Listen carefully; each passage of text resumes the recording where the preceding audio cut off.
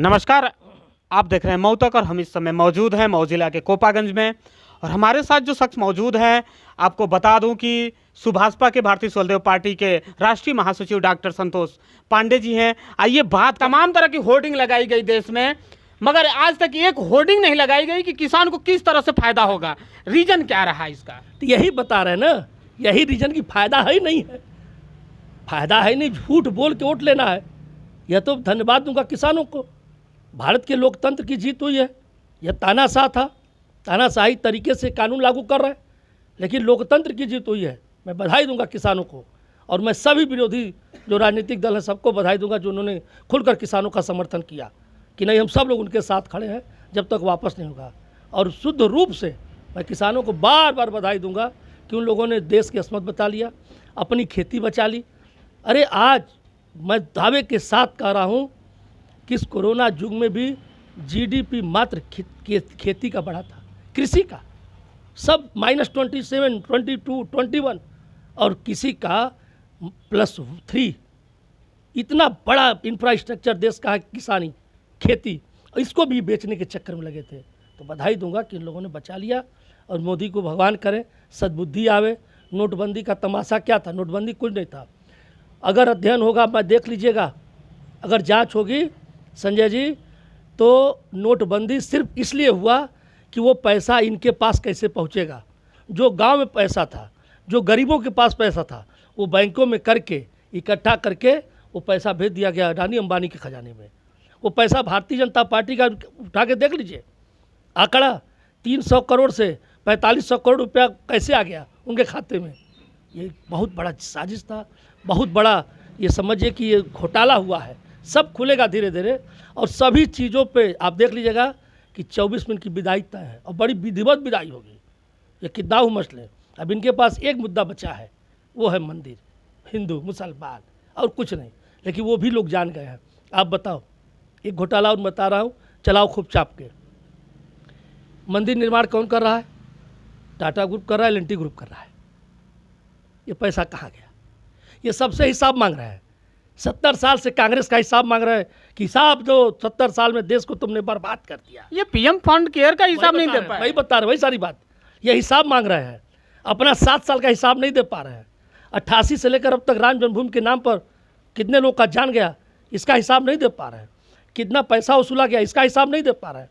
कहाँ खर्च हुआ, इसका हिसाब नहीं दे पा रहे हैं। मैं दावे के साथ कह रहा हूँ, 88 से जो पैसा वसूला गया, कितना पैसा वसूला गया, एक एक ब्लॉक से 1-1, 3-3 करोड़ रुपया लक्ष्य बनाकर वसूला गया। पैसा कहाँ गया? पीएम केयर फंड नया खाता बनाने की क्या ज़रूरत थी? मैं जानना चाह रहा हूँ। अरे आप प्रधानमंत्री हो, जो ऑलरेडी पहले से खाता है, जिसमें 2-2 मिनिस्टर 3-3 अधिकारियों का संयुक्त अकाउंट होता है, सब लोग मिल के उसको ऑपरेट करते हैं। मैं जानना चाहता हूँ कौन ऐसी मजबूरी थी, कौन ऐसा मिनिस्टर था जो आपके चेक पे साइन करने को तैयार नहीं था कि अकेले का इंडिविजुअल पीएम केयर फंड बनाया गया? उसका हिसाब कहाँ गया? हिसाब मांगते हैं। पहले अपना हिसाब ने 7 साल का, 60 साल का हिसाब इनकी औकात नहीं है। यही 60 साल के किए हुए चीज़ों को बेच बेच कर हिसाब मांग रहे हैं। बेच ये रहे हैं, हिसाब मांग रहे हैं दूसरे से। अरे जो बेचता है उन्हें हिसाब देगा, कितने में खरीदे, कितने में बेचे, बताइए। ये सारी चीज़ें हैं, जनता जान चुकी है। बीजेपी के पूर्व सांसद हैं और एक दिन प्रकट हुए वो कलेक्ट्रेट पे मऊ में, और उन्होंने कहा कि आपके नेता राष्ट्रीय अध्यक्ष जी को उन्होंने ये कहा कि वो मुख्तार अंसारी के शूटर हैं। उस पर क्या प्रतिक्रिया है आपकी? यहाँ तक मेरे पास हिंदी का कोई बढ़िया शब्द नहीं है जो उनको मैं बताऊं, कोई ऐसा शब्द नहीं है। मैं क्या कहूँ, मानसिक रूप से दिवालिया हो चुका है। उसको रातों दिन वो, अच्छा उसकी क्या, वो तो एक अदना सा कार्यकर्ता है भाजपा का। दुर्भाग्य से ओम प्रकाश राजभर का एहसान मनावे कि ओम प्रकाश राजभर के डर से उसको टिकट मिल गई, दुर्भाग्य से एमपी हो गया। सदन में क्या किया वो भी आप जानते हैं, वहाँ भी झगड़ा झंटा किया, यहाँ बोली नहीं पाता था। ओम प्रकाश राजभर को शूटर बना दिया। कहने का मतलब है कि ओम प्रकाश राजभर उत्तर प्रदेश की राजनीति का एक ऐसा फैक्टर हो गया है कि रातों दिन भूत की तरह इन लोग के दिमाग में घुस गया है। आप देखें, सुल्तानपुर में भोजपुरी बोलने की क्या ज़रूरत थी, हमको बता दीजिए। भोजपुरी भाषण देने वाला इस देश में पहला नेता लालू यादव, और दूसरा कोई है तो ओम प्रकाश राजभर। लेकिन आज मजबूर हैं लोग, आज आ रहे हैं बनारस में तो भोजपुरी बोल रहे हैं, कुशीनगर आ रहे हैं तो भोजपुरी बोल रहे हैं। आखिर कारण क्या है? यह ओम प्रकाश राजभर का चमत्कार है। लोग हमसे कहे अरे यार ख़त्म, हमने कहा देखो जीरो का भी पावर होता है, जब जीरो 1 के आगे लगता है तो 10 गुना बढ़ा देता है। यही भारतीय जनता पार्टी कहती थी।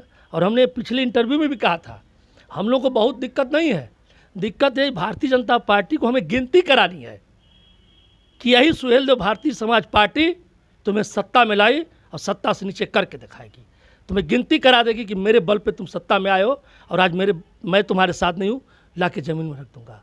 गिनती कराऊँगा कि पूर्वांचल में कै सीट मेरे कारण तुम जीते थे, बार बार रटते थे ना कि 2, 3, 4 सीट हमारे बल पे जीते, ये भी गिनती कराऊंगा कि मेरे बल पे तुम कैसे जीते हो। तो ये सब सांसद जो हैं उनका कोई विषय नहीं। हम लोग ऐसे लोगों पर अगर स्टेट भाषा में कहें तो देहाती कहावत है कि हाथी जाती है कुत्ते भौंकते रहते हैं, कोई मतलब नहीं। ये थे राष्ट्रीय महासचिव डॉक्टर संतोष पांडे जी। आप देख रहे थे मऊ तक, मैं संजय, नमस्कार।